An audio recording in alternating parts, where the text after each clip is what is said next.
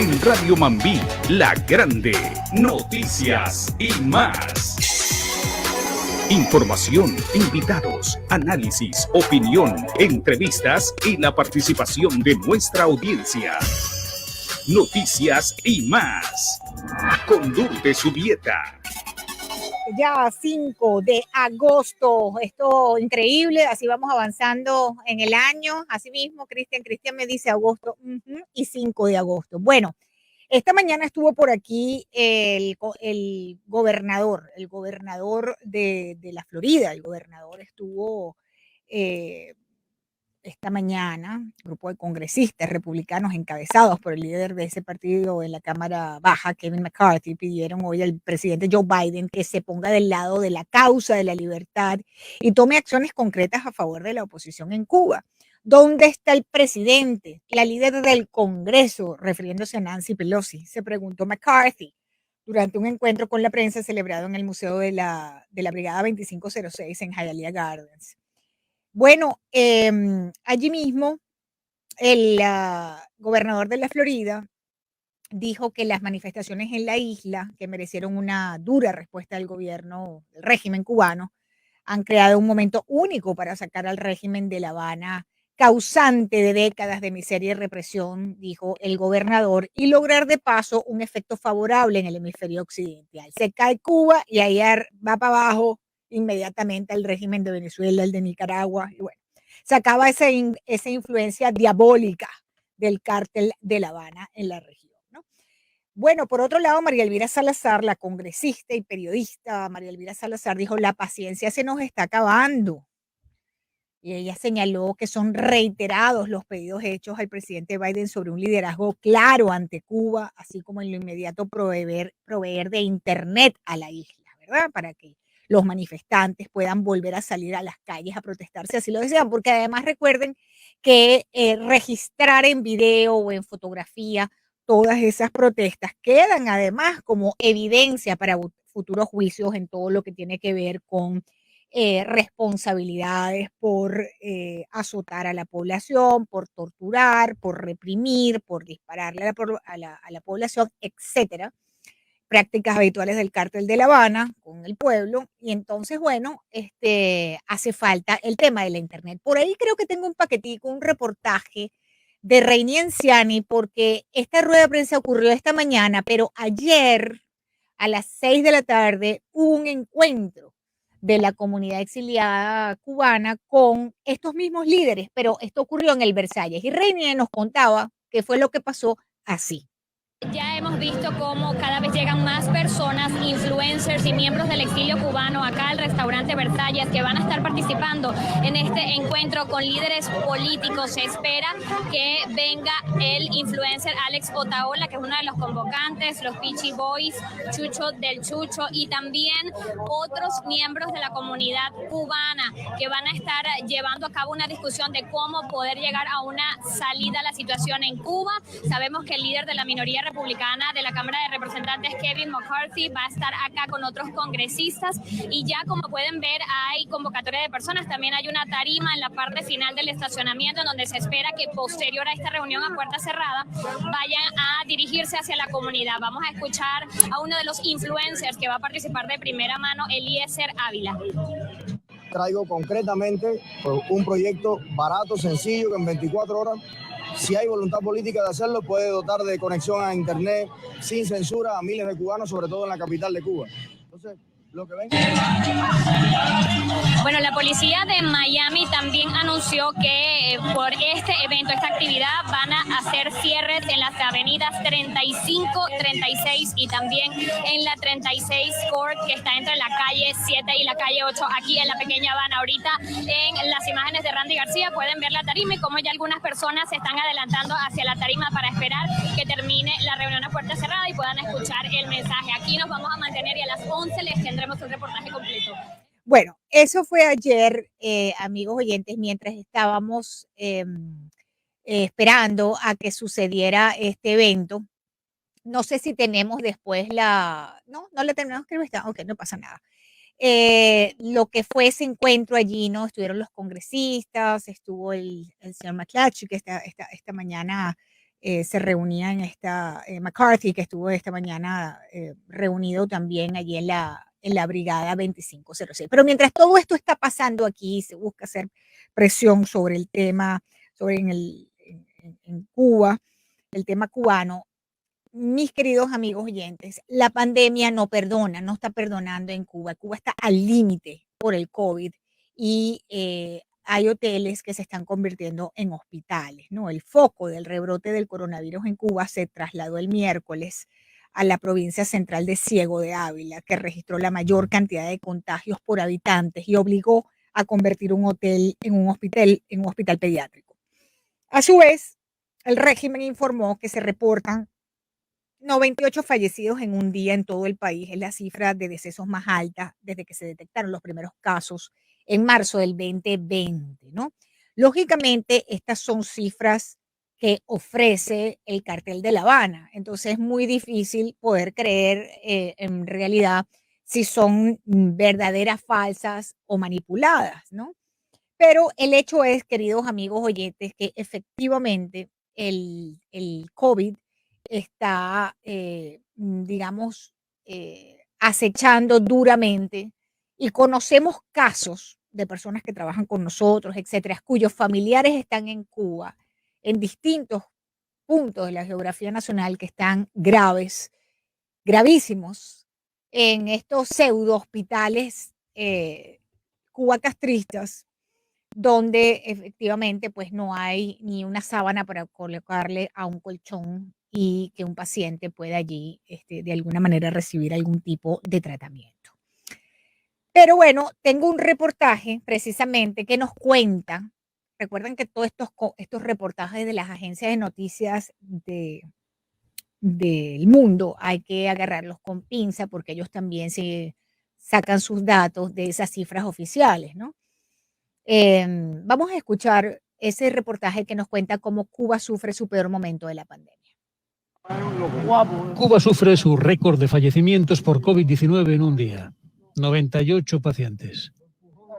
Según las autoridades sanitarias en Cuba, han muerto 3.091 personas desde el comienzo de la pandemia. La situación más grave se presenta en La Habana y en las provincias centrales de Ciego de Ávila y Cienfuegos. Está en marcha la vacunación masiva con Abdala y Soberana 02, las dos fórmulas más avanzadas de las 5 desarrolladas por Cuba contra el coronavirus. Más de 1.300.000 personas están ya inmunizadas en La Habana contra la COVID-19, cuando Cuba vive el peor momento de la epidemia del coronavirus. Más de 3 millones de cubanos han recibido al menos una dosis en medio de una pandemia que catalizó las protestas contra el gobierno de Miguel Díaz-Canel.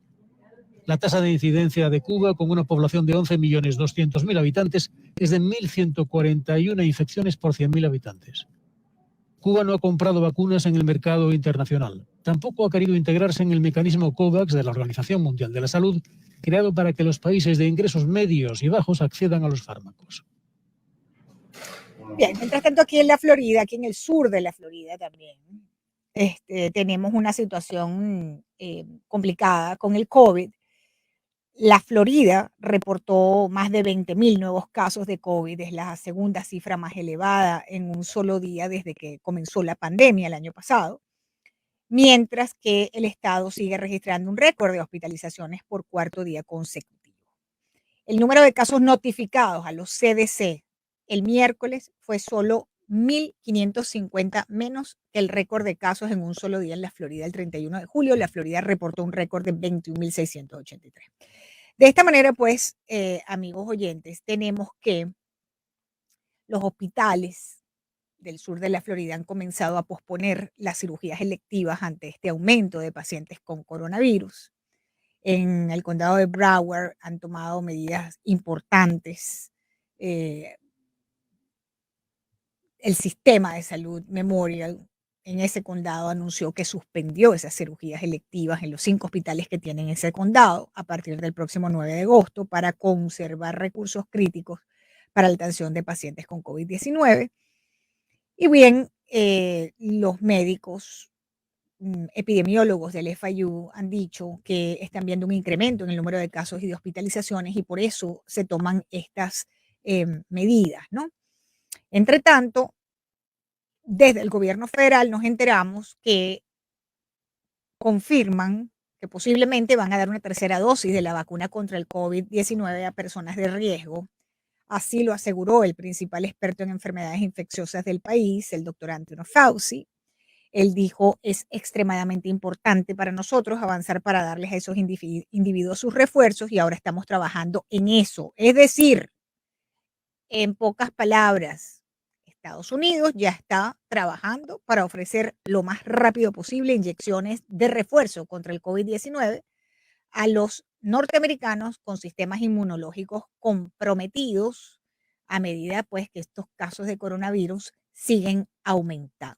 Eso lo dijo Anthony Fauci. Recordemos que en Israel fue el primer país en comenzar a dar esa dosis de refuerzo, ¿no? Pero también en Europa ya se dejaron de pensamientos y de elucubraciones y comienzan también a vacunar con la tercera dosis de la vacuna contra el virus chino. Y esta tercera vacunación o tercera dosis ya se abre paso en Europa. Vamos a escuchar. La tercera dosis de la vacuna contra la COVID-19 se abre paso en Europa. La Comisión Europea despejó este jueves el camino de la tercera dosis al atribuir la decisión a cada estado y limitarse a sugerir tener en cuenta las evidencias científicas. Países miembros como Alemania o Francia o desde fuera del Reino Unido anuncian el inicio en septiembre de una nueva ronda de vacunaciones. Los países más desarrollados contemplan ya la opción para otoño, pese a la petición reciente de la moratoria de la Organización Mundial de la Salud, que apela a la solidaridad con los países más pobres y especialmente con sus habitantes más vulnerables y los más expuestos. Las autoridades sanitarias de África, un continente en el que solo el 1,58% de sus 1.200 millones de habitantes está vacunado contra la COVID-19 con pauta completa, respaldaron este jueves la petición de moratoria lanzada por la OMS. Sin embargo, compañías como Moderna apuestan por la tercera dosis antes de final de año debido al probable incremento de contagios provocado por la variante Delta.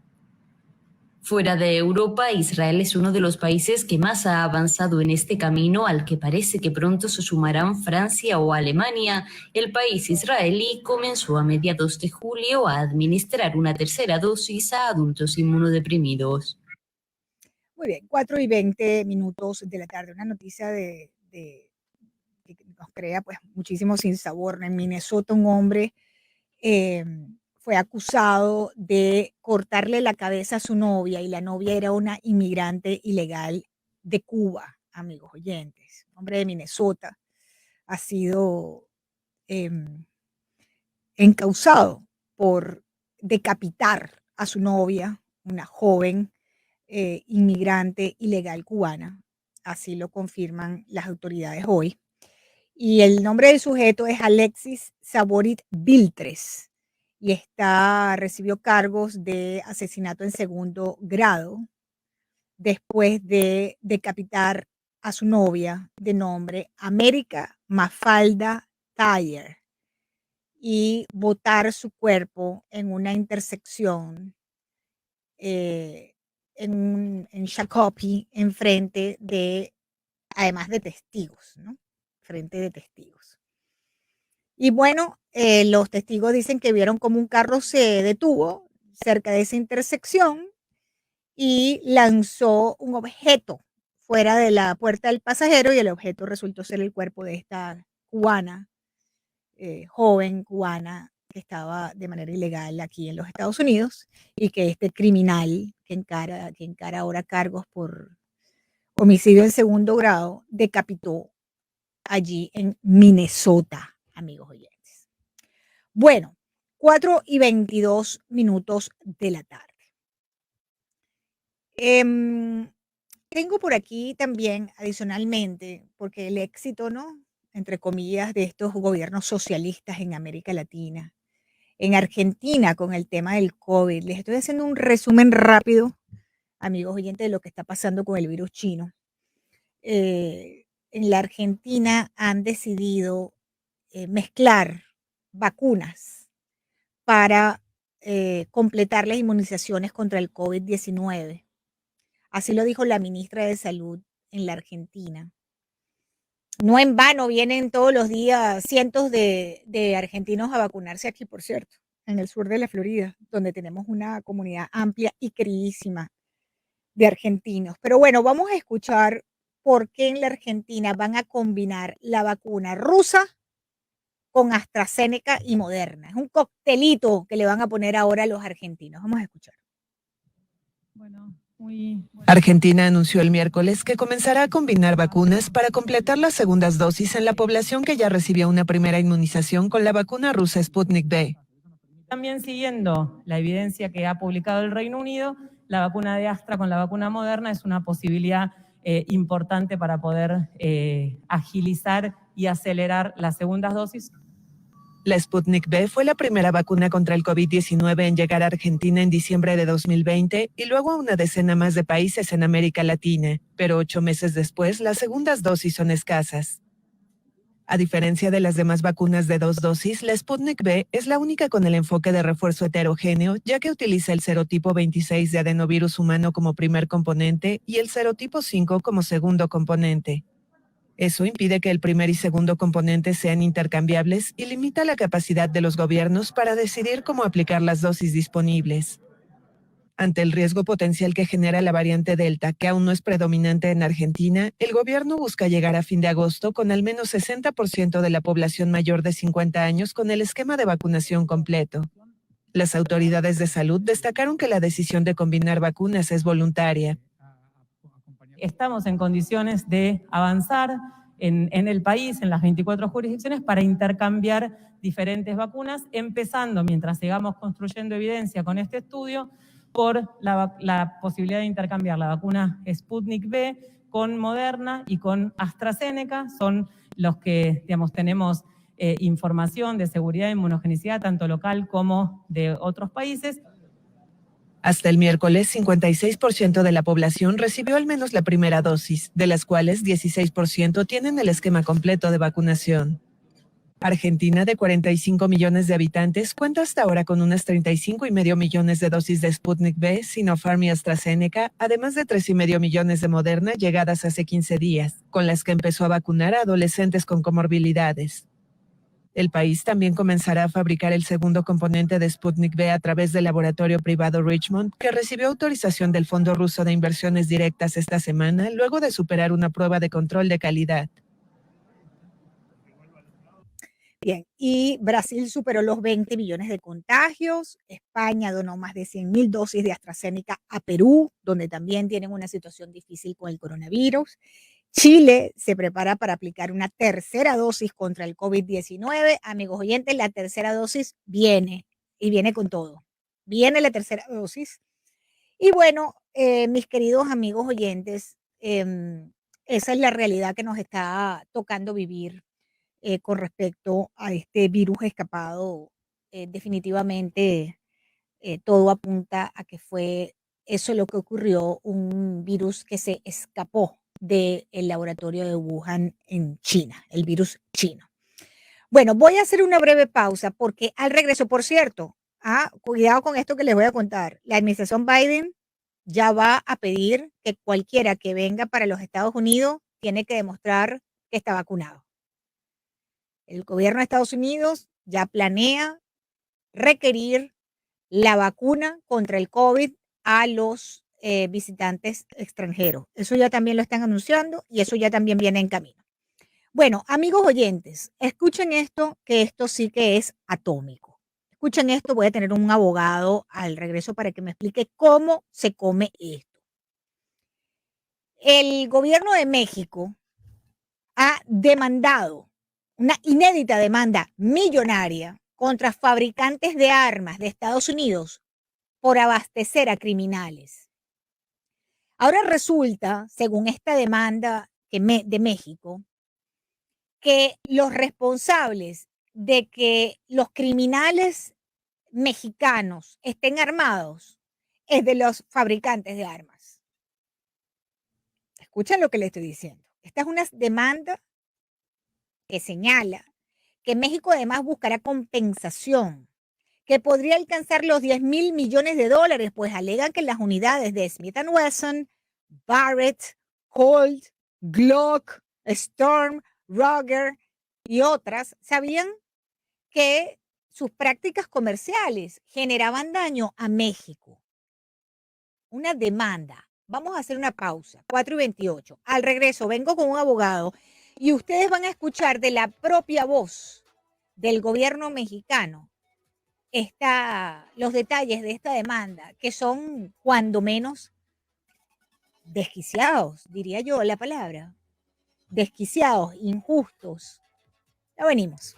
Queridos amigos oyentes, que verdaderamente el descaro de algunos a uno lo deja patidifuso, anonadado. Lo de México, ya tenemos días hablando del gobierno de México, ¿verdad? Sobre todo porque el presidente mexicano se ha convertido en el vocero internacional del Cartel de La Habana, defendiendo a estos criminales que tienen humillado, arrodillado, empobrecido al pueblo cubano desde hace no 3 días, ni 5 meses, ni 10 años, ni 20, 62 y vamos para 63.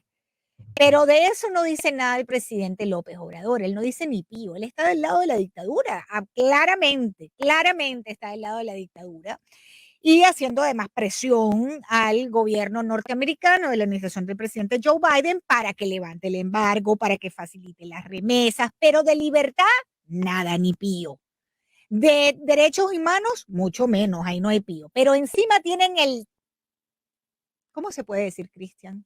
Tienen el tupé de ahora demandar a Estados Unidos, porque según ellos, según el vocero internacional del Cártel de La Habana, el gobierno de México, los responsables de que los criminales narcotraficantes, bandas armadas y crimen organizado que operan en México es culpa de las compañías norteamericanas que fabrican armas. Dicen ellos. No me creen, amigos oyentes. Escúchenlo ustedes en este reportaje y gracias a Dios tengo a mi abogado favorito en línea, que yo quiero que él me explique en breve qué quiere decir esto. Vamos a escuchar. La demanda, pues son 2 años de trabajo. Demanda de México contra fabricantes de armas estadounidenses. El gobierno mexicano interpuso el miércoles una denuncia ante una corte federal de Boston, acusando a compañías como Smith & Wesson, Colt y Barrett, entre otras, de un comercio negligente e ilícito que alienta la violencia del narcotráfico. ¿Qué se busca con esta demanda? ¿A dónde quiere llegar México? ¿Cuál es el objetivo? Primero, que las empresas demandadas compensen al gobierno de México por los daños causados por sus prácticas negligentes. El canciller mexicano insistió en que el principal objetivo no es la reparación económica, sino modificar la actuación de los fabricantes. Están desarrollando diferentes modelos para el narco, que los utiliza el narcotráfico, están hechas para eso, para que las compren. Son más valiosas, tienen diferentes tipos de arreglos, desde el punto de vista estético y desde el punto de vista de uso. Se presenta, es parte de la demanda esto. Ebrard descartó que la demanda pueda generar problemas diplomáticos con Washington, pues el litigio no es en contra del gobierno. El tráfico ilegal de armas es un tema medular en la agenda binacional de México y Estados Unidos, principal mercado de los poderosos y sanguinarios cárteles del narcotráfico.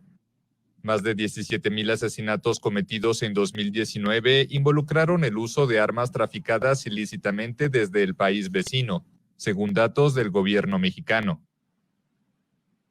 Bueno, dice este caballero que las demandas no son contra el gobierno, pero sí contra empresas norteamericanas. Quiero darle la bienvenida al doctor Benjamín Álvarez. Doctor, qué bueno tenerlo por aquí. Bienvenido, es Lourdes Jubieta. Buenas tardes. Hola Lourdes, ¿cómo estás tú? Bueno, patidifusa, sorprendida, tratando de entender qué quiere decir todo esto. Ahora, lo que entiendo básicamente es que el gobierno de México solicita una compensación, dicen ellos que por prácticas negligentes de empresas norteamericanas que desarrollan armamento o crean armas o que fabrican armas, y que adicionalmente también porque crean modelos para armar a los narcos. O sea, si no existiera, pienso yo, el crimen organizado operando libremente en México, como operan, no habría necesidad, nadie estaría comprando armas. O sea, el sentido de una fábrica de armas, fabricar armas, que usted después la use para matar gente o para delinquir o para defender narcotraficantes, eso no es culpa de la fábrica que fabrica la pistola o el fusil. Le pregunto, doctor, no sé. Lulu, mira, ¿qué van a hacer próximo? Demandar al gobierno de Israel, de Alemania, de Austria, de Rusia, de cuántos más países. La realidad es que las armas de fuego se fabrican en todo el mundo. Me parece increíble que el gobierno socialista, que es una manera muy bonita de decir comunista, de AMLO en México, está haciendo algo para... creo que es una cosa de publicidad. Mira, hubo una tragedia en Sandy Hook, en Connecticut, hace unos años, que un muchacho muy mal de la cabeza de 20 años mató a una pila de niños. Claro, lo recordamos perfecto. Es una tragedia horrible. Yo tengo 3 niños y es una cosa horrible, pero te voy a decir algo. Le pusieron una demanda a Remington, esas 9 familias, para sus daños personales por las pérdidas de los niños. Y Remington ofreció $33 millones. O sea que es 3 millones y pico cada familia. Y no sé si lo han arreglado o no, pero están en eso. Es muy diferente de una familia, de una persona que perdió a un ser querido por las acciones de alguien, de un loco que los mató. Es difícil, porque la realidad es que ¿qué sabe uno lo que hizo la fábrica de armas para ver si hizo algo negligente, como la situación con la compañía de tabaco? Pusieron una tipo de comerciales, de prensa, para conseguir que la gente fumara, y sabían que era malo y lo siguieron haciendo. Pero es muy diferente con las armas. Las armas no se anuncian por televisión, las armas no se anuncian en revistas, no se anuncian por internet. Es muy, muy diferente. Y para que un gobierno como el de México, que deja que los narcos corran sus estados y sus ciudades, haga esto, está completamente correcta tú. Es un descaro de los comunistas esos. Claro, y uno dice, ¿y qué tan procedente es esto? Mire, están pidiendo $10,000 millones en compensación. La demanda es de $10,000 millones, así lo dijo. Estábamos escuchando, al que escuchábamos era el canciller de López Obrador, a Marcelo Ebrard, y él dice que son $10,000 millones y que México debe ser compensado porque las bandas armadas y el narco operan con armas norteamericanas. Bueno, pregunto, o sea, doctor, ¿qué tal es la responsabilidad de la fábrica Glock o de la fábrica Smith & Wesson de que esas armas, de alguna manera, como funcionan, aunque usted le sabe mejor que yo, el crimen organizado, esas armas terminen en manos de narcotraficantes o de asesinos o de sicarios? O sea, la mayoría de esas armas se compran en un mercado negro. ¿Cómo sabe una compañía como Smith & Wesson, que lleva 150 años, que está usando un arma de ellos en México por unos narcotraficantes que la compraron en el mercado negro? Una cosa que tú tienes que mirar, Lulu, la política de esto, y digo política no como política de una compañía, la política liberal o conservadora de esto. La demanda la pusieron en el estado de Massachusetts. ¿No te parece un poco interesante que se van a Massachusetts? Sin embargo, hay estados como Texas, como California, como la Florida y Arizona, que están mucho más cerca de México. ¿Por qué la ponen en Massachusetts? No sé, dígame usted. Porque es uno de los estados más liberales de la Unión. Mira, Elizabeth Warren es de Massachusetts. ¿Qué más tengo que contarte? Claro. Ellos se van ahí porque están, en inglés dice forum shopping, que están buscando qué foro más fácil para poner su demanda. Esto es un descaro del gobierno de México. Es increíble. Yo creo que esas demandas van a ser sacadas por lo que decimos en inglés, motion to dismiss, una moción para sacarla sin juicio, y creo que van a perder muy rápido esta gente. Me parece que están utilizando la política y están utilizando, en inglés decimos los heartstrings. Las personas, tú sabes, que habían tenido, que le han matado a un familiar con un arma, personas que los narcos le han matado a alguien querido. Eso es lo que están haciendo esta gente aquí, y es horrible que el gobierno de México se ponga en esto en el año 2021, especialmente ¿cómo se dice en español? La hipocresía. Sí. ¿Es correcto la palabra? Correcto, sí. Que tiene AMLO y su canciller, que son dos comunistas. Tú sabes, ¿no? Se quejan de las armas que entran en México, fabricadas en los Estados Unidos, aunque entran ilegalmente, pero sin embargo están matando cubanos en las calles de Cuba todo el día. No dicen Eso ni no pío. molesta. Y no dicen ni, Sí. bella manera de ponerlo, Lulu. Sí. No dicen ni pío. Ni pío. Es una hipocresía tan grande que sinceramente me saca de quicio oírlo. Sí, y ¿sabes qué? Que también veo que me da la impresión, ¿no? De que también sería un poco politizar el tema, porque lógicamente aquí en Estados Unidos tenemos un debate con el tema de las armas, ¿no? Y politizar el tema también señalando a algunos que desconozcan precisamente cuál es la realidad de México, donde, por ejemplo, doctor, usted recordará que el hijo del Chapo Guzmán, que se lo habían llevado preso, tuvo que soltarlo el presidente de México porque ese hombre es el que manda. O sea, en México mandan los carteles de la droga, no manda el presidente. Mire, doctor, yo puse aquí el otro día lo que fue parte de la visita de un gobernador, el gobernador de Michoacán de México, que estaba en una gira diciendo que el partido Morena, el partido del presidente de México, era un narcopartido. No lo decimos nosotros, lo dijo el gobernador de Michoacán en una gira internacional. Eso es un partido de narcotraficantes porque han recibido el dinero del narco, el partido Morena, el partido de López Obrador, el partido del señor canciller que ahora está diciendo que demanda a estas empresas norteamericanas porque sus armas terminan en manos de narcotraficantes. Fíjese, y están pidiendo $10,000 millones digamos, por daños, ¿no? De $10,000 millones nada más, el canciller Marcelo Ebrard.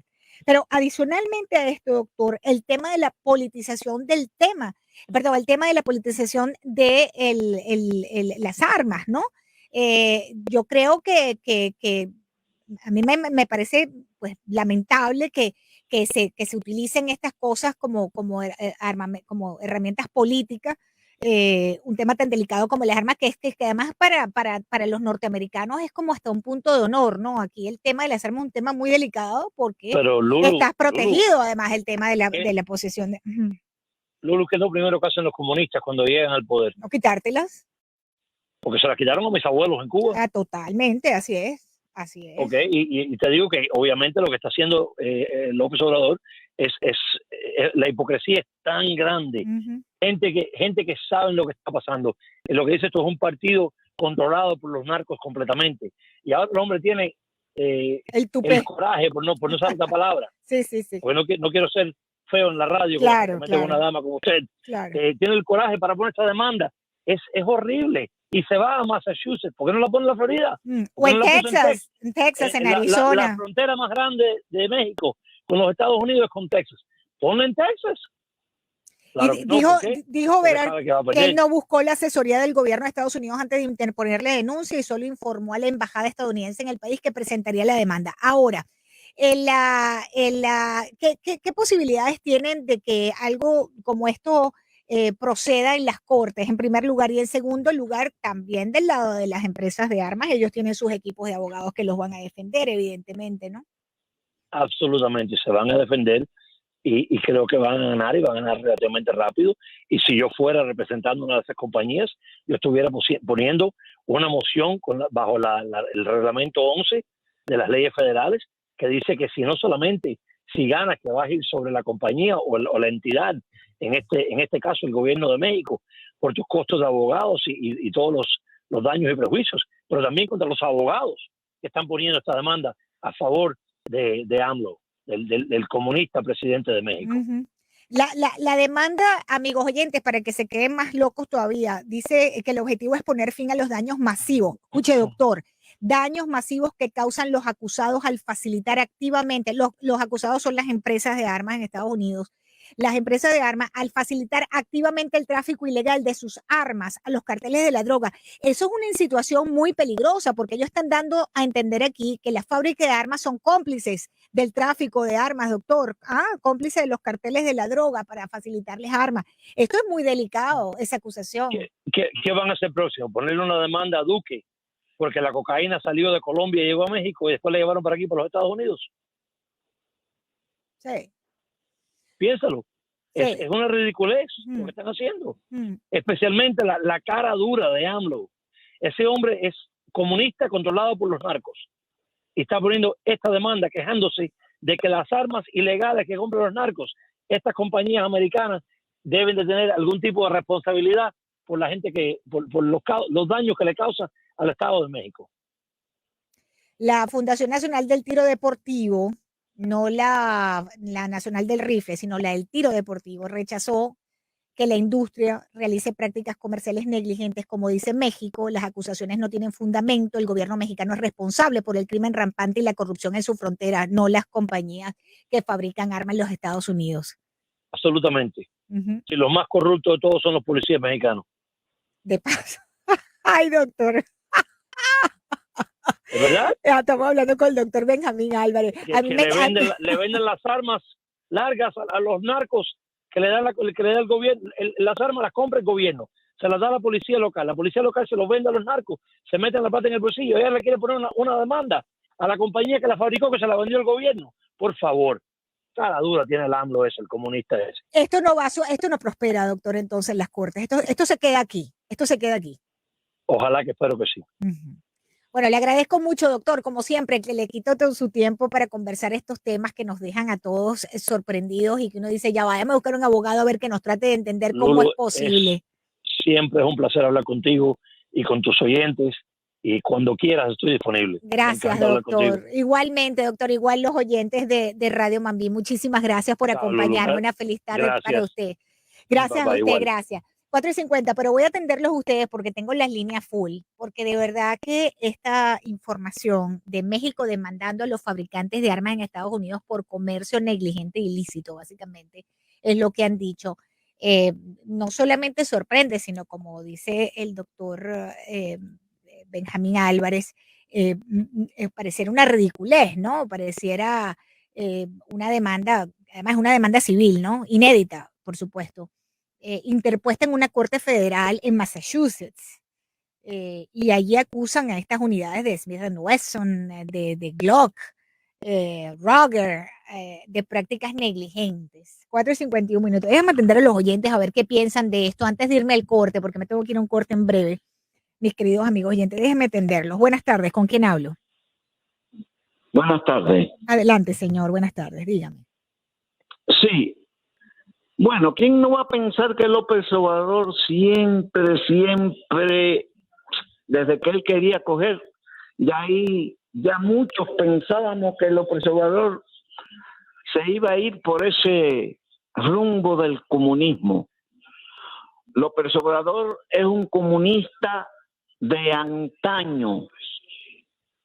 López Obrador, con esa demanda que está metiendo, es una demanda para él poderle ayudar a Cuba. Están metiendo esa demanda por eso. Otra cosa, López Obrador, cuando él habla de que Estados Unidos y meter esa demanda, es porque él coge el dinerito también de los narcotraficantes, porque él, Cuba, y un bando de personajes de eso están viviendo del narcotráfico. Muy bien. Eso es inconcebible, porque de verdad que no podemos. ¿Qué personajes tenemos? Sí, le agradezco, caballero, así es. 4:52. Voy con una próxima llamada. Yo les agradezco que sean breves porque estoy corta de tiempo. Le agradezco mucho su llamada, caballero. Gracias por estar en sintonía. Buenas tardes, Radio Mambí. Buenas tardes, Lourdes. Adelante, caballero. ¿Cómo está usted? Dígame. Bien. Solo para decirte algo rápido, porque está muy ocupada. Y no podríamos demandar a México o al gobierno de México por toda la droga y los daños que hace la droga que entra a Estados Unidos. Esa es una excelente pregunta y le voy a decir por qué. La mayor parte de, por ejemplo, nosotros tenemos en Estados Unidos una crisis hace años por consumo de derivados del opio. Aquí se muere, creo que es cada hora, o hasta hace poco era cada hora, una persona por sobredosis de algún derivado del opio. Y todo ese opio viene de México. De México. Entonces creo que son más asesinos ellos vendiendo la droga aquí que Estados Unidos que no lo hace, o me imagino que no lo hace. No. Las armas a México. Todas las armas, mira, yo puedo producir pan y si el pan se lo cambran, se lo llevan para cualquier país, eso yo me quedo con la producción de pan. O sea, donde se le lleven el pan ya no es problema mío, o sea, ya eso no es responsabilidad mía, ¿no? Claro que no. Pues deberíamos de mandarlo a ellos porque quizás tengamos más muertos nosotros por droga que ellos por las armas que supuestamente le venden de aquí. Sí, el tema de la droga aquí es un gravísimo tema. El principal problema de salud es el consumo de droga y después entiendo que es la obesidad. Voy con una próxima llamada. Buenas tardes, ¿con quién hablo? Bienvenido a Radio Mambí. Sí, señor, buenas tardes. Buenas tardes, la felicito por su programa. Gracias, señor. Quería aprovechar porque yo pienso que uno de los mejores mexicanos que ha dado México se llamó Moreno Cantinflas, que hacía de Cantinflas. ¿Cómo no? Mario Moreno. Mario Moreno Cantinflas. Entonces yo le diría al señor Obrador que por favor viera una película de Mario Moreno que se llama Su Excelencia, que me parece que va a aprender a ser presidente, porque para ser presidente hay que aprender. Mario Moreno Cantinflas tenía la peculiaridad de mandar en todas sus películas un mensaje social, pero nunca un mensaje comunista.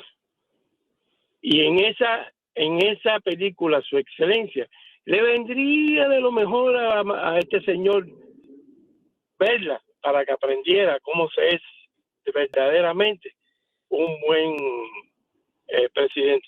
Y la vuelvo a felicitar por su programa. Muchas gracias. Gracias a usted, caballero. Gracias a usted por estar en línea. Voy con una llamada más, 4:55 minutos de la tarde. Buenas tardes. ¿Con quién hablo? ¿Radio Mambí? Sí, bueno, mi nombre es Giovanni. Bienvenido, señor Giovanni. Dígame. Buenas. Primero que nada, la Glock se hace en Austria, no tiene nada que ver con Estados Unidos. Bueno, pero está aquí en la Glock está entre las compañías que demandaron. Está Glock, Storm, Roger, Barrett, Smith & Wesson, Holt. Aquí. No, solamente de la forma de oírlos hablar se ve que ellos no saben absolutamente nada de armas o no tienen ningún fundamento. Pero aparte de todo eso, a quien debería demandar en sí es al gobierno de Barack Hussein Obama, que debido a The Fast and the Furious fue como ellos a propósito entraron armas supuestamente para localizar a los carteles y al final todas las armas se perdieron y nadie todavía en estas alturas ha pagado por eso, que tiene que ver con Joe Biden. Ahí le dejo esa tarea. Al lugar, gracias. Voy con una próxima llamada antes de irme al corte porque ya Cristian me está torciendo los ojos. Buenas tardes, ¿con quién hablo? Aló. Caballero, buenas tardes. Dígame. Buenas tardes. Como me gusta su programa. Gracias, señor. No es fácil entrar. Yo soy dominicano. Bienvenido. Soy venezolana, pero y me duele lo que está pasando en Venezuela, porque en Venezuela, aló. Le escucho, caballero, está al aire. En Venezuela hay 30,000 cubanos dirigiendo el país. Yo traté de mandar algo a Maracaibo y me dijeron que lo pagara primero y allá me mandaban el recibo los militares cubanos. Pero le quiero decir, ese señor mexicano hay que meterlo preso. Es un drogadito, él usa droga. Yo lo acuso de drogadito. Y su guardaespaldas son drogaditos todos y vendedores de droga. Dios me bendiga su programa. Gracias, señor, y gracias por la sintonía. Me tengo que ir, Cristian, pero vuelvo con ustedes, amigos oyentes, porque voy a seguir con México al regreso. Fíjense lo siguiente, la sede del diálogo a partir del 13 de agosto entre el gobierno de Nicolás Maduro y la oposición también es en México. México es la sede. Hoy, en esa rueda de prensa que da el presidente de México todas las mañanas y que yo tengo un estómago que he desarrollado para escucharla, ahí lo confirmó. Así que al regreso vamos a estar hablando con analistas sobre ese diálogo político en Venezuela y, como les repito, también va a ser en México. Ya venimos. Cortos de tiempo con los temas y tengo una cantidad de informaciones para ustedes. Ya les voy a atender sus llamadas porque quedó en el aire esta situación del gobierno de México que ha demandado ante una corte federal de los Estados Unidos a varios fabricantes de armas en este país, a quienes acusa de abastecer al mercado criminal local y a los que encima le reclama una compensación económica que podría alcanzar los 10,000 millones de dólares. Ya escuchamos al abogado lo que él piensa de esto. Y les decía también que México, yo tengo días hablando de México, Cristian, tú eres testigo de que hay algo que se está cocinando en México. Aquí han dicho analistas que es que López Obrador se cree convertir en esa figura de la internacional socialista que represente al movimiento, una suerte de Chávez wannabe o de Fidel wannabe, este señor López Obrador, que bueno, hay grandes distancias entre Fidel Castro, Chávez y el señor presidente de México, porque aunque eran unos demonios, tenían unas condiciones que ni de lejos tiene, condiciones para engatusar y para convencer, y además convencer, y además para el mal, ¿no? Eran genios del mal, me refiero a Fidel Castro, a Chávez, a esas figuras, frente al señor López Obrador. Pero eso no hay que subestimarlo porque estamos hablando de un país como México, que es la 13ª economía del mundo. Y bueno, ya ustedes saben todo lo que pasa en México. Bueno, el señor está pues tratando como de ubicarse, nos decía un analista hace unos días aquí, como esa figura del internacional socialista. Bueno, así pareciera, porque ahora también México es la sede del diálogo entre oposición y gobierno de Venezuela. De entre todos los países que hay en el mundo, ya pasaron por Noruega, por Barbados. Bueno, ahora es México el lugar. Vamos a escuchar. México acogerá la nueva ronda de conversaciones entre el gobierno de Nicolás Maduro y la oposición de Venezuela. El presidente mexicano Andrés Manuel López Obrador lo anunció este jueves en su comparecencia matinal. Nosotros aceptamos, porque lo que buscamos es que haya diálogo y acuerdos entre las partes. También detalló que se espera que el diálogo inicie el 13 de agosto y Noruega estará a cargo de la mediación entre los representantes del chavismo y la oposición venezolana. En 2019, los anteriores intentos de diálogo en Oslo y Barbados no lograron poner de acuerdo a las partes. En 2017 y 2018 trascendió a la prensa que una mesa de negociación había comenzado en República Dominicana con la mediación de la comunidad internacional, pero tampoco tuvo éxito. Maduro y sus disidentes llevan más de 20 años envueltos en enfrentamientos, muchas veces violentos. El líder opositor Juan Guaidó acusó al gobierno de no ofrecer garantías para una transición política, pero la crisis económica y humanitaria de Venezuela presiona a las partes para encontrar una salida democrática. Muy bien, buscar una salida democrática, ¿verdad? Hay gente que está totalmente en contra de cualquier diálogo en Venezuela. Sin embargo, también hay que reconocer que intervención no va a haber y que hay que pasar por un proceso de diálogo. Hay que pasar por un proceso de diálogo. No se pueden obviar las partes, ni puedes obviar al régimen, ni puedes obviar a los sectores de oposición. Que por cierto, hay que decirlo, el presidente Joe Biden le envió hace unos días una carta al presidente interino Juan Guaidó y lo reconoció en su liderazgo en la lucha por Venezuela y dijo que están preservando los ideales de libertad, democracia y soberanía. Dicho en dos platos, Estados Unidos reconoce como oposición a Guaidó y al grupo de Guaidó. No solamente a los sectores o factores de poder que hacen vida en Venezuela, dentro de Venezuela, llámese el señor Enrique Capriles, llámese otros sectores que hacen vida política dentro de Venezuela. Esto es un espaldarazo, no sé si ya tengo a mi invitado, Cristian, ya estamos tratando de comunicar con mi invitado. No sé si básicamente lo que sucede aquí es que reconoce, ¿no? Entonces el presidente Biden al señor Juan Guaidó como jefe de la oposición política venezolana. Vamos a tratar de comunicarnos con nuestro invitado. Mientras me comunico, vamos a atender sus llamadas por el 844-446-0710. A ver si nos podemos comunicar. Vamos a escuchar a los oyentes. Buenas tardes, ¿con quién hablo? Con María Guillén. Bienvenida, señora, dígame. Guillén. Mire, el señor dijo dígame su opinión. Mira, yo no, ok, primero no soy comunista y yo odio ese sistema porque yo tuve que dejar a mis hermanos chiquitos y a mi mamá en Cuba. Esta es la primera. Pero si los venezolanos se van a unir a los cubanos, que sea con sinceridad, que no sea con doble cara. ¿Cuál es la doble cara? ¿Por qué dice lo de la doble cara? No, pero perdón, explíqueme cuál es la doble cara. La doble cara. Ajá, ¿cuál es esa? Hay señor que está diciendo de que hay muchos cubanos reprimiendo al pueblo venezolano. Y yo le digo a ese señor... ¿Quién es el señor? ¿Cómo se llama? El que llamó anteriormente, no me acuerdo cómo se llama. Acá, imagínese usted. Que la represión es intercambiada, es mutua, porque en Cuba hay muchos militares entrenándose. Okay. Y también están reprimiendo al pueblo de Cuba. Muy bien. Los venezolanos. ¿Sabes por qué? Por un detalle. El militar cubano coge el yogur y se lo roba y lo vende por ahí. Listo.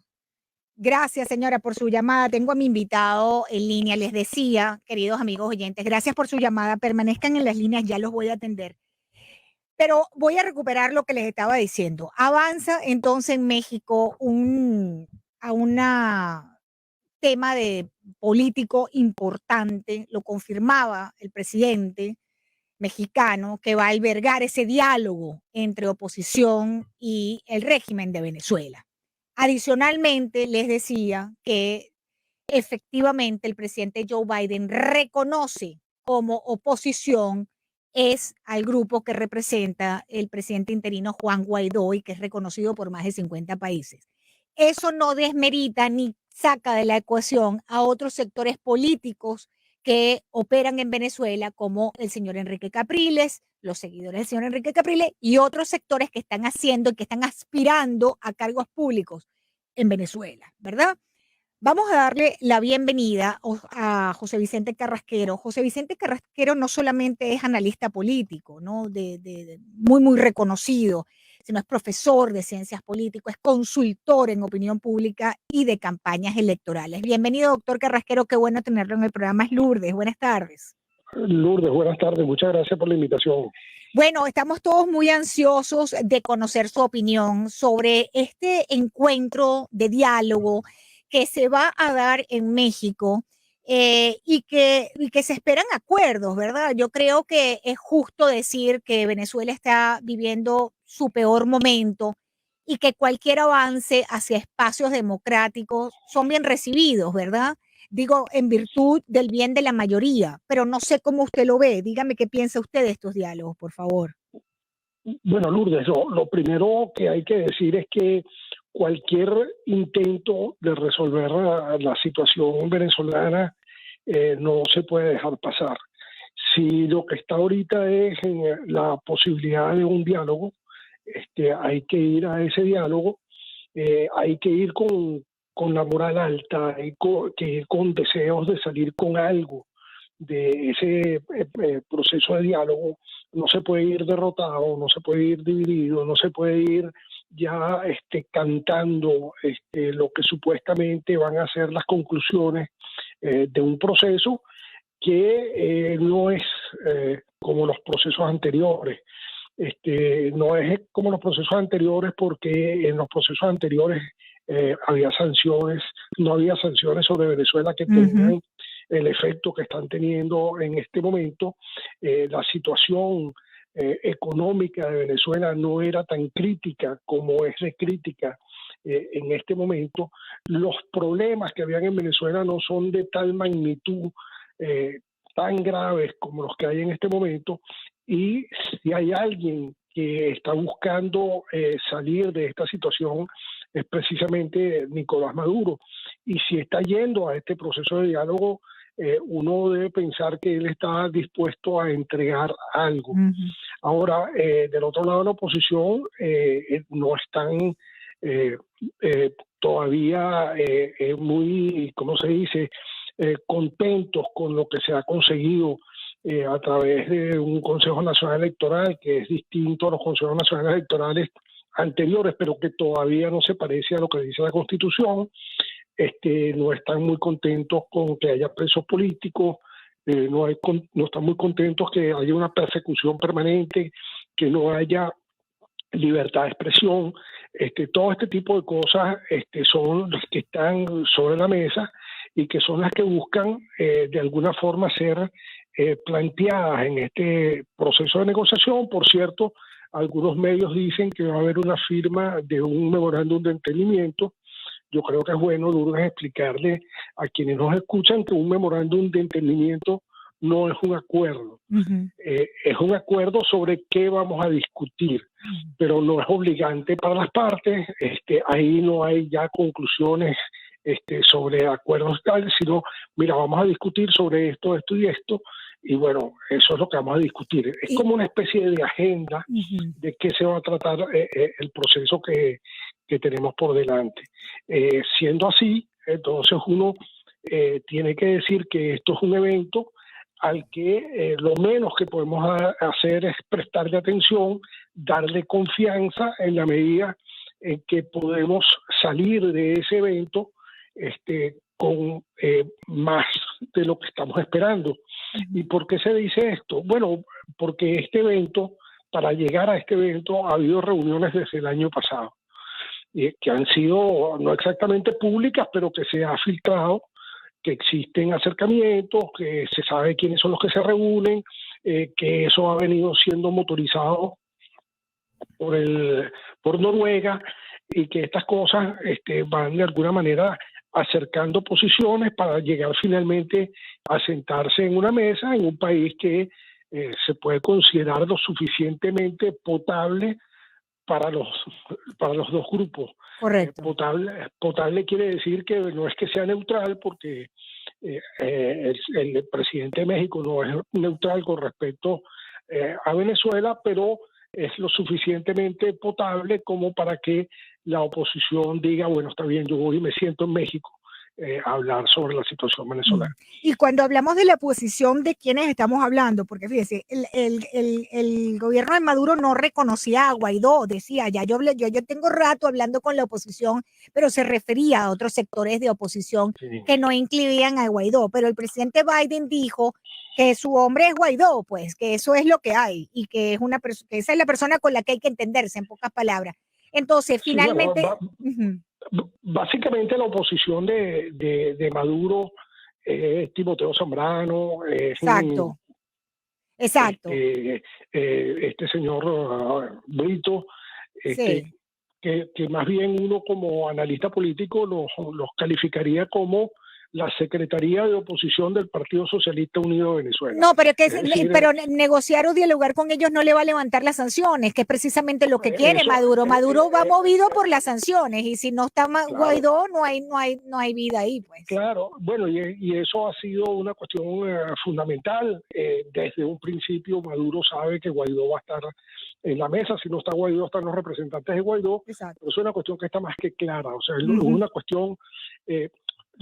lo que no debemos los venezolanos es dejarnos confundir por estas actuaciones permanentes de Maduro, diciendo que él tiene ya su propia posición para negociar, que él no va a reconocer a esto, que no va a reconocer a aquello, básicamente porque lo que está haciendo es meter ruido, generándole angustia, desesperanza a la gente, y es lo que no tenemos que hacer. Yo, por mi parte, normalmente no le hago mucho caso a Maduro, porque, bueno, sé que él es un actor político y está actuando como tal. Para las tribunas, adicionalmente, ¿no? Exactamente. Entonces uno tiene que ver lo que él está diciendo por un lado y lo que está haciendo por otro, porque no se compadecen las dos cosas.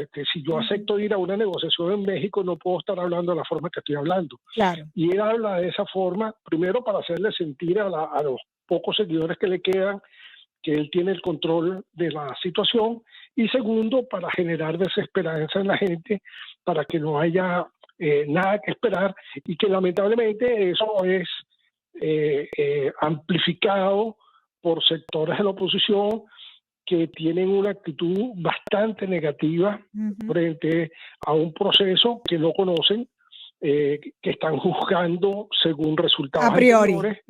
Exactamente. Pero además que no proponen nada tampoco, doctor, me perdona, porque sí es muy fácil criticar, pero di entonces qué vamos a hacer, porque el país está entrampado.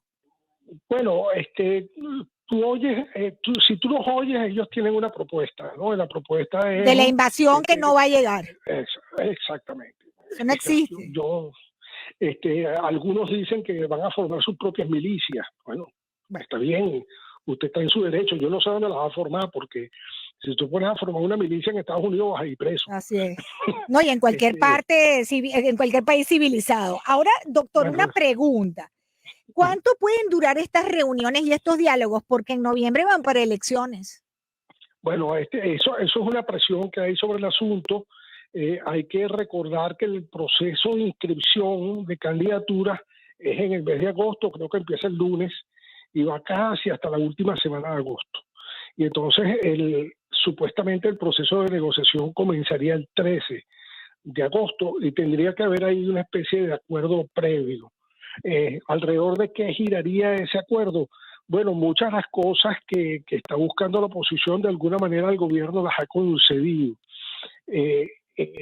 Pero bueno, hay todavía muchas cosas que faltan para llegar a tener unas elecciones como Dios manda.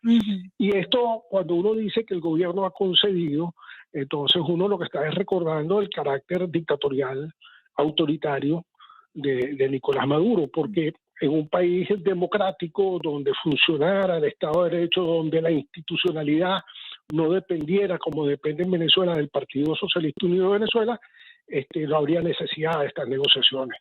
La sola existencia de la negociación es una denuncia al mundo de que en Venezuela no hay una democracia. Correcto.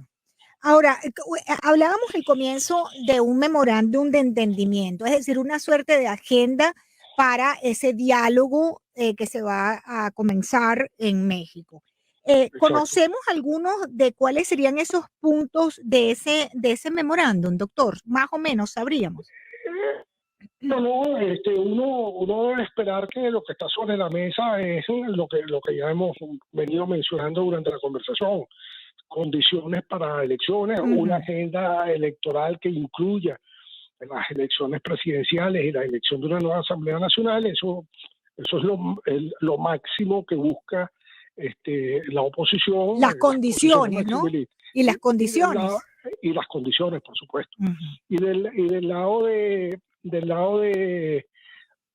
Maduro, el levantamiento de las sanciones. Sí, eso es lo que él quiere, correcto. Esas son las posiciones maximalistas. Por supuesto, ninguno de los dos va a alcanzar sus posiciones maximalistas. ¿Qué es lo que va a pasar en el medio?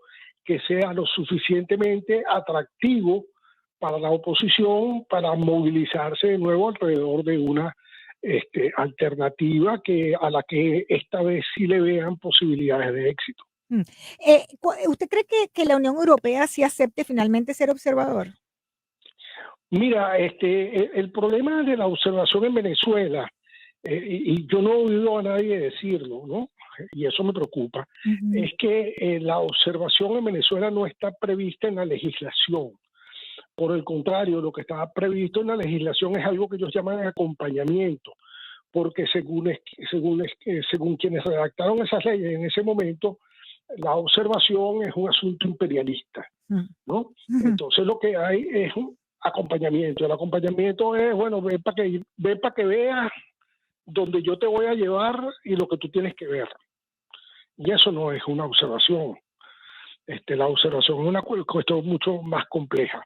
¿Qué me preocupa a mí de la observación en la Unión Europea? Me preocupa el señor Borrell, y me preocupa el señor Borrell porque el señor Borrell hasta ahora ha hecho lo que Zapatero le diga que haga, y Zapatero evidentemente es el representante de Maduro en la Unión Europea. Así es. Entonces, yo no he oído más nada de la comisión técnica que estuvo visitando, a la cual le hicieron una presentación supuestamente de académicos, la mayoría de ellos chavistas, ¿no? Que de alguna forma esa comisión técnica de académicos básicamente lo que dijo es que el sistema electoral es una maravilla y que ellos recomendaron esto, que recomendaron, y bueno, no iban a decir otra cosa. Yo conozco a varios de los que están ahí, sé que son tremendos profesionales, pero bueno, son chavistas.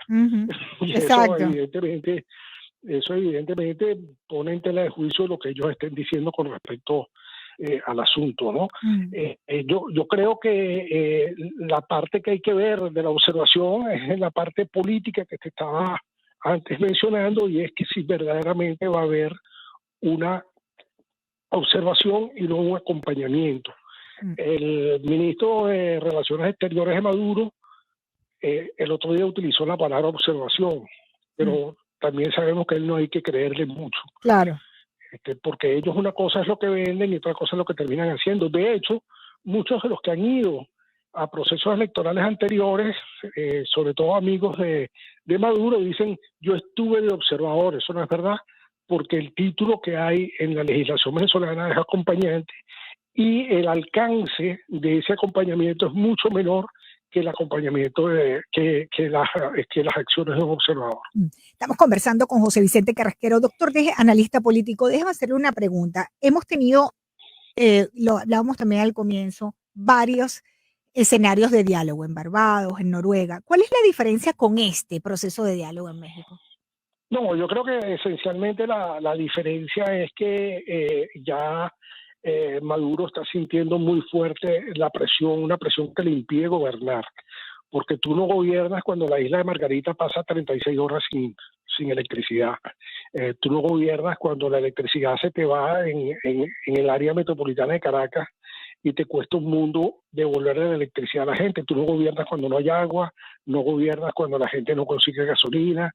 Eso no es gobernar. Tú puedes decir que tú estás ocupando Miraflores, pero tú no tienes capacidad, no solamente la capacidad intelectual, sino la capacidad real de poder resolver esos problemas. Y el no tenerlo pasa por el asunto de resolver la cuestión de las sanciones. ¿Por qué? Bueno, porque al final Estados Unidos es uno de los principales proveedores de lo que Venezuela necesita para resolver sus asuntos. Entonces, si tú lograras levantar eso, ¿no? Entonces tú tendrías una situación totalmente distinta. Yo oigo, uno siempre oye, porque después de todo para eso es que uno está en esta profesión, que Maduro está muy fuerte. Yo en realidad no le veo la fortaleza, porque la fortaleza lo llevaría a estar resolviendo problemas y en realidad no lo está haciendo. Siempre está declarando que las sanciones impiden, que los gringos esto, es además un discurso que percola en toda la administración pública venezolana y en todos los políticos del gobierno, que hacen ver que están sufriendo las acciones de estas sanciones. Y eso es lo que verdaderamente motiva a Maduro a asistir a este tipo de eventos. Exactamente, digamos, las sanciones es lo único que ha logrado algún efecto sobre el gobierno, ¿no? Disculpa. No, dígame, doctor, dígame.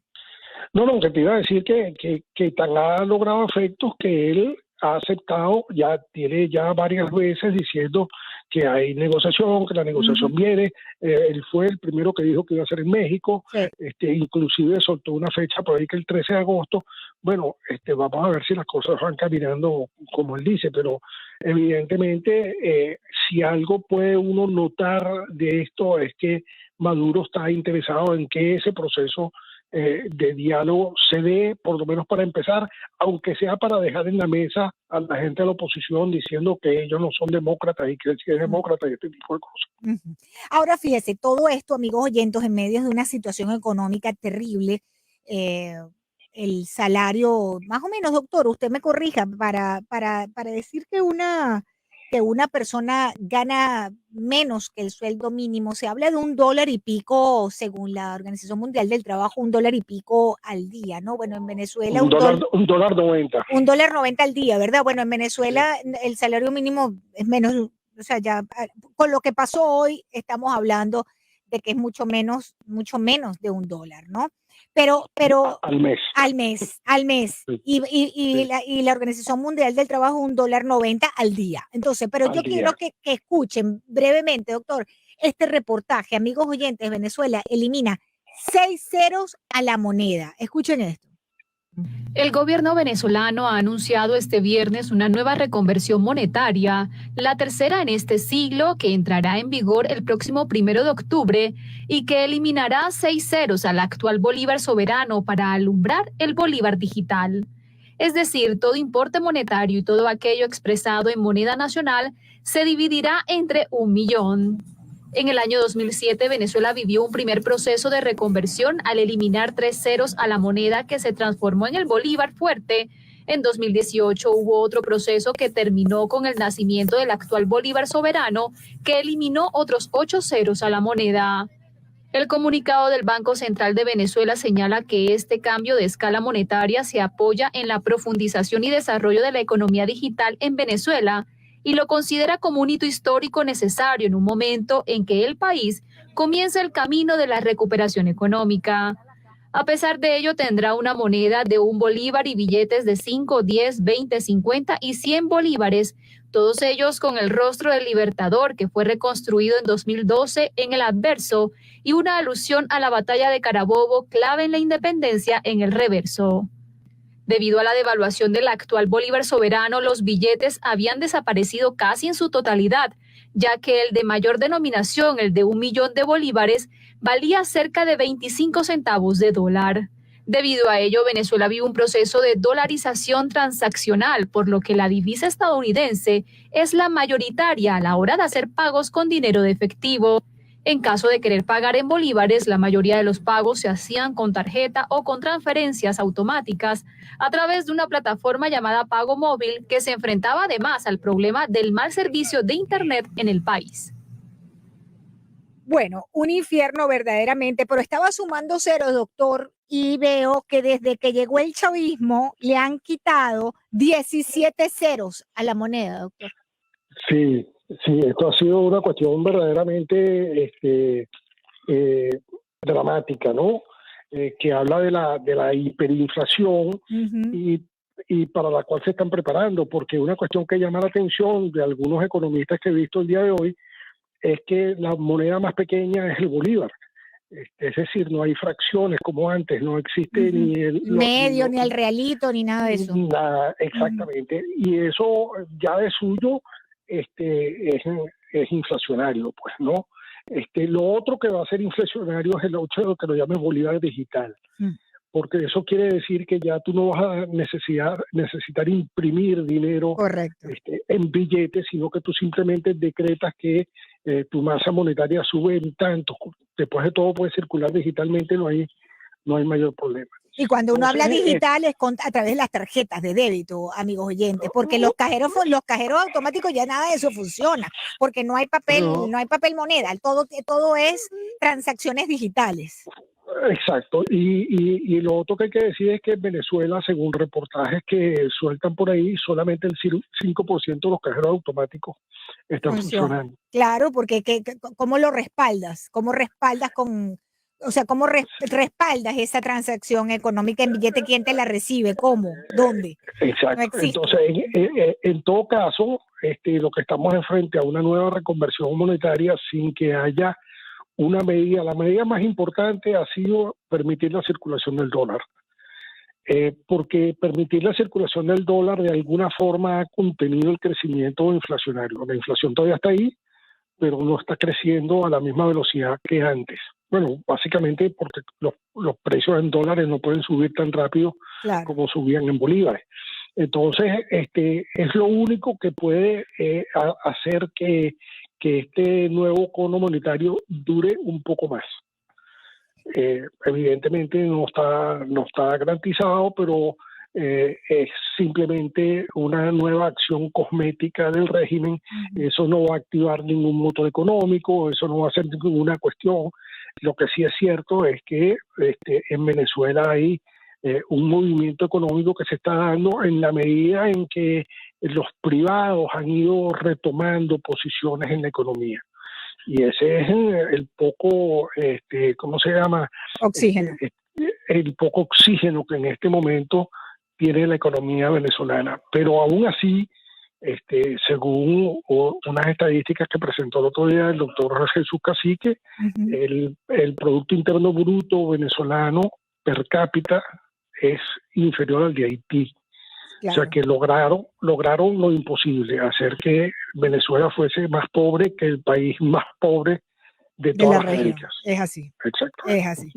Doctor, le agradezco mucho su tiempo, 5:33. Estábamos conversando con José Vicente Carrasquero, mis queridos amigos oyentes. Él es analista político, profesor en ciencias políticas, consultor en opinión pública y en campañas electorales. 5:34. Tengo que ir a una pausa y bueno, básicamente este tema de la reconversión económica en Venezuela se trata, fíjense ustedes, desde que llegó el chavismo, para que vean lo que es la destrucción económica de un país, le han quitado 17 ceros a la moneda y esta es la tercera reconversión del bolívar que hace el chavismo en 20 años en medio de una hiperinflación que golpea a la economía venezolana. Vamos a hacer una breve pausa y ya volvemos. Con todos ustedes por el 844-446-0710. Yamil es un joven libanés que trabaja para Aziz, un poderoso jeque. Te quiero demasiado, como si fueras en mi sangre. Jamás imaginó que se enamoraría a primera vista de Laila, una refugiada siria. Solo la vi una vez y ya tengo certeza de que es la mujer de mi vida, Hussein. Pero el jeque quiere a Laila para sí mismo. Ve hasta el fin del mundo si lo precisas. Ahora Yamil viajará a Brasil en busca de la mujer que ama. Huérfanos de su tierra, de lunes a viernes a las 7, por Unimás. Atención, mucha atención, este mensaje es para ustedes. Daño por huracán, goteras en el techo, filtraciones de agua, vandalismo, robo, fuego. Usted tiene un amigo, PICC, llama ahora mismo al 786-290-3663. Precisamente está conmigo la licenciada Cari Heredia. Cari, ¿qué cosas puede cubrir la póliza de seguro de su propiedad? Muy buena pregunta. PICC se encarga de reclamos, cualquier cosa que tenga que ver con filtración, ya sea de una plomería, puede estar abajo del piso o puede ser una plomería en la cocina, en el baño, un aire acondicionado, un calentador, filtraciones del techo causadas por las lluvias, ya que estamos en la temporada de lluvia, fuego, vandalismo, cualquier daño, llame a PICC y nosotros lo podemos representar en ese reclamo. Experiencia, credibilidad, garantía. PICC 786-290-3663. Salud a tu alcance con la doctora Olmo, este sábado a las 11:30 de la mañana por Radio Mambí, donde hablará sobre los beneficios del oxígeno hiperbárico, que sí están al alcance de usted. Para más información, llame al 305-929-8363. El mejor fútbol sudamericano llegó a Prende TV. Disfruta del Brasileirao y la primera división de Argentina gratis en Prende TV. Invitados, entrevistas, información. Es Lourdes Subieta, noticias y más por Radio Mambí. Ustedes con algunos reportajes que tenemos listos también para ponérselos al aire para que ustedes estén bien informados de lo que está pasando. Esto es Radio Mambí La Grande, bienvenidos los que se suman a esta hora a la audiencia. Me acompaña hoy Cristian Bonet en los controles. Y bueno, voy con las llamadas porque ustedes han estado esperando allí en línea. Y les tengo una noticias de deportes, algunas noticias también, informaciones de otras cosas que están ocurriendo en el mundo, pero vamos con ustedes. Por cierto, el gobernador de Nueva York, de renunciar nada. Él dice que él no hizo absolutamente nada, ya vamos a hablar de eso. Buenas tardes, ¿con quién hablo? Bienvenido a Radio Mambí. Buenas tardes, mi nombre es José. Bienvenido, señor José, díganos.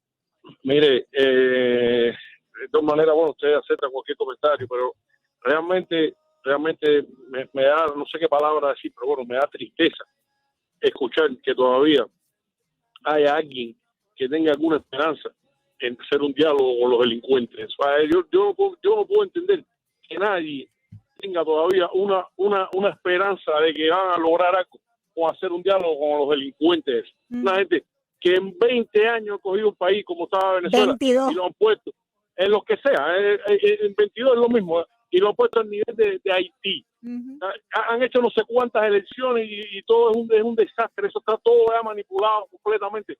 ¿Qué diálogo van a hacer? Pero ¿a quién se le ocurre eso? La única forma es que este señor Guaidó sea miembro de la inteligencia cubana, en algún momento eso se va a salir. Ahora lo van a hacer en México, que los operadores comunistas. Lo van a hacer el día 13 de agosto, que es el cumpleaños de Maledicto, de cuando nació el viejo loco este de Cuba, Fidel. Fíjate cuántas coincidencias. ¿Qué van a esperar?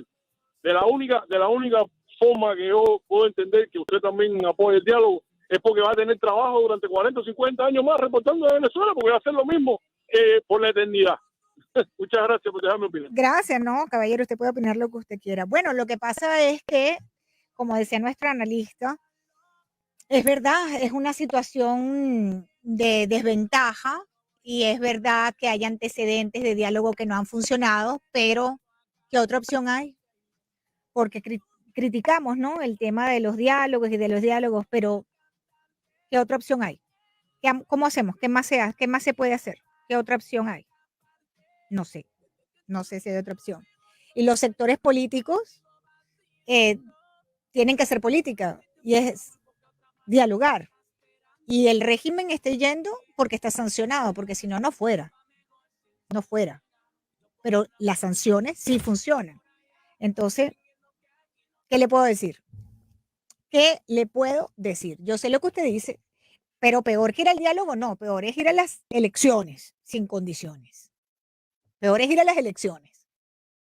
En vez de ir al diálogo, yo voy al diálogo, pero a las elecciones, con esas condiciones, ya usted sabe. Voy con una próxima llamada. Buenas tardes, ¿con quién hablo?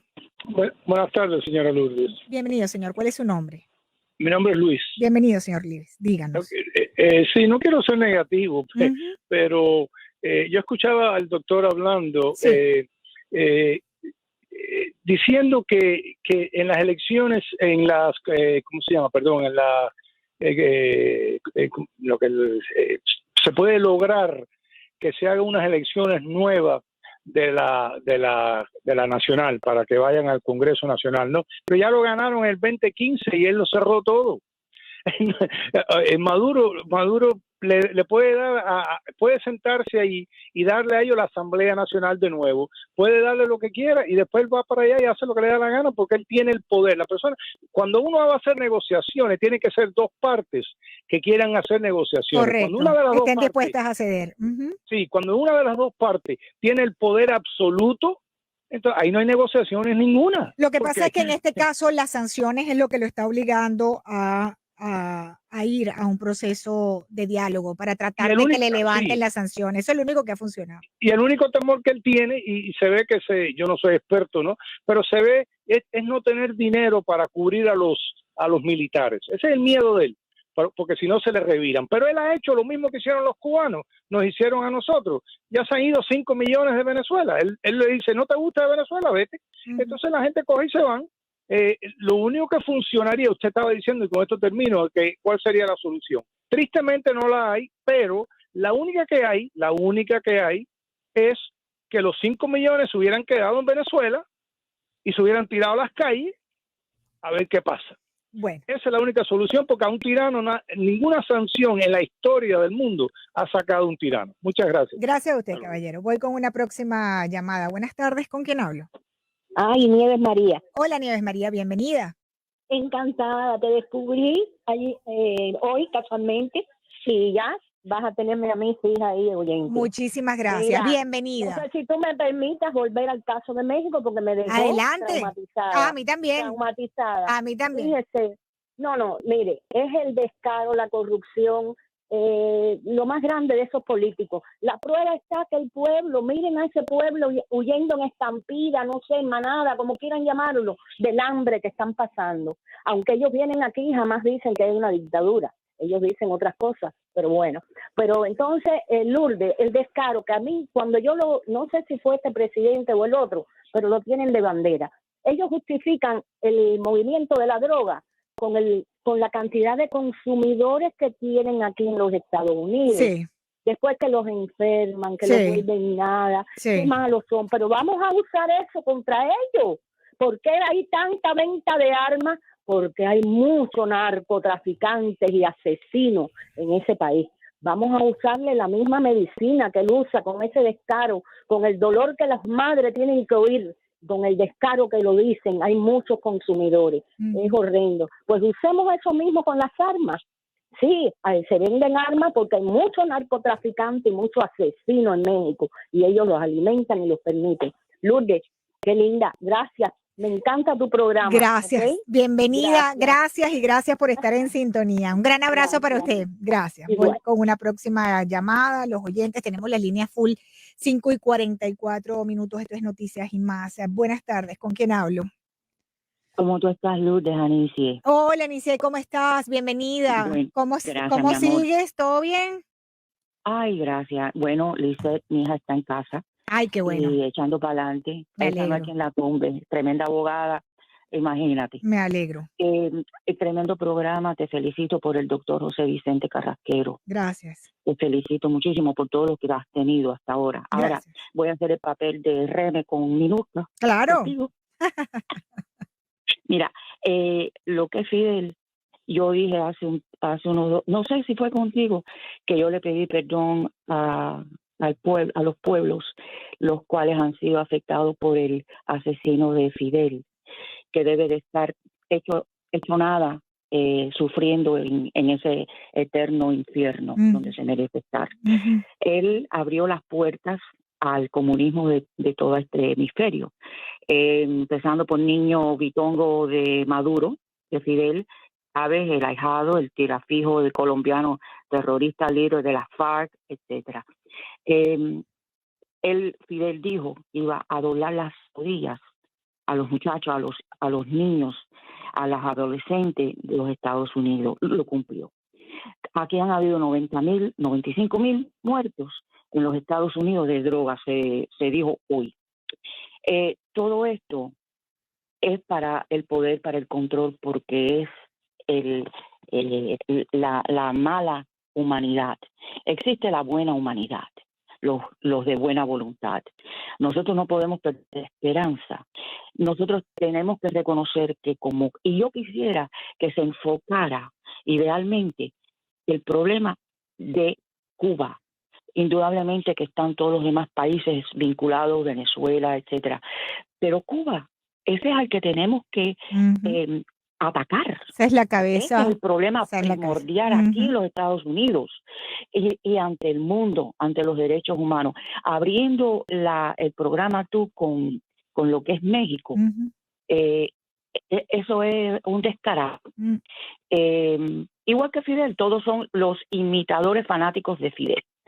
Te quiero informar, me acordé de esto, y esto estableció un precedente de que una tripulación de 32 tripulantes en una nave, un barco norcoreano, no sé si te acuerdas, el 15 de febrero del 14, durante la administración de Obama, que el gobierno panameño cogieron a esta nave que tenía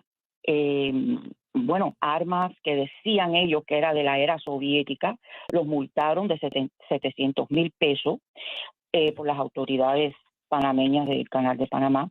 Fueron forzados a regresar a Cuba con las armas después de reprenderlos, y eso fue declarado por el gobierno de Panamá. Ese tráfico que cogieron estaba escondido dentro y debajo de sacos de azúcar, ¿te acuerdas? Hace años de eso, sí, señor. Claro, eso fue en Panamá, claro, me acuerdo perfecto. Sí, y el primer oficial que se llama Chong Ganga, de la ganga, el Chong, el capitán primer oficial, él se encareció 12 años de sentencia. Caballero, hay precedentes. A los peritos personales que tú tienes ahí, los abogados, que cojan esto como un precedente, uno de los tantos.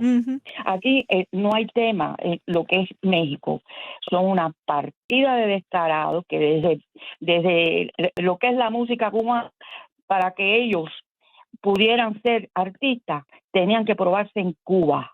No sirven para nada. Bueno, oye, lo que es el mexicano, yo he tenido buenísimas amistades y los quiero a los buenos mexicanos. Sí, no se puede generalizar, claro, por favor. Este es el gobierno, estos son los políticos, como siempre, y el gobierno. Te agradezco mucho. Óyeme, a ti, Te agradezco mucho tu llamada y tu tiempo de que te comuniques con Gracias, mi nosotros. amor, Aquí igual te a mando ti. un gran abrazo. Excelente. Y yo a ti. Gracias. Voy con una Bye. llamadita más. Buenas tardes. ¿Con quién hablo? Buenas tardes. Ay, buenas tardes. ¿Conmigo? Sí, ¿Conmigo? sí, ¿cómo está usted, Ay, señora? Buenas tardes, mi nombre es Sonia. Bienvenida, señora Sonia, adelante. Desde por la mañana estoy tratando de entrar al Radio Mambín aquí entre, nada más que yo ahora por la tarde que es un milagro. Gracias por estar allí. Gracias. Te oigo siempre, Lourdes. Gracias, señora Sonia. Gracias. Dígame, Mira, ¿qué opina yo usted soy- de toda yo esta soy tragedia? Mira, mi amor, yo soy cubana, nacida en Cuba. Ujú. En la historia de Cuba está el ejemplo de cuando los mambíes en Bayamo, que hicieron la gente que vivían en Bayamo cuando los mambíes, con la guerra de los españoles, le dieron candela completa a Bayamo. ¿Cómo pasaron los españoles? Tuvieron que salir echando un patín, corriendo, y cuando aquello, la guerra era puro machete, brazo y buenos huevitos que tenían todos ahí, sinceramente. En Cuba, si no hacen eso, más nunca se va a caer aquello, porque aquello ni con diálogo, ni mandándole medicina, ni mandándole esto, ni mandándole lo otro. Tienen que actuar lo mismo que hizo el desgraciado y asesino del maldito ¿eh? ¿Cómo entraron ellos? Hay que leer la historia también de ellos, no podemos ignorarlo. Ellos empezaron haciendo sabotajes en toda la isla. ¿Y a quién le echaban la culpa? A los soldados de Batista. Y eran ellos los que hacían eso. Por tanto, si los cubanos allí, que han demostrado ahora cuando salieron para afuera, porque no aguantaban más, tuvieron valor en salir para la calle, y muchos que están presos injustamente, muchos jóvenes, tienen que hacer lo mismo, que vean la historia como actuó ese desgraciado, para que sepan cómo tienen que actuar ellos, porque mediante diálogo y palabritas y esto y lo otro, no van a ganar nada. Esto es alargando, ya llevan 62 años de alargamiento. Por favor, lo saben todos los países, los que están a su favor y los que están en contra. Tiene que salir de adentro de Cuba la cosa. No vale que uno vaya y pasando por Bahía de Cochino. ¿Qué pasó? Nos ignoraron, nos traicionaron. ¿Y qué pasó? Nada. Llevan 62 años ahí de tiranía, pura tiranía. ¿Por qué? ¿Qué pasó cuando España, el tirano de España, por favor, fíjense que cuando la guerra española, y todavía ahora están los comunistas metidos en el mismo gobierno, hay que acabar con ellos de raíz, y es como único pueden salir adelante. Muy bien.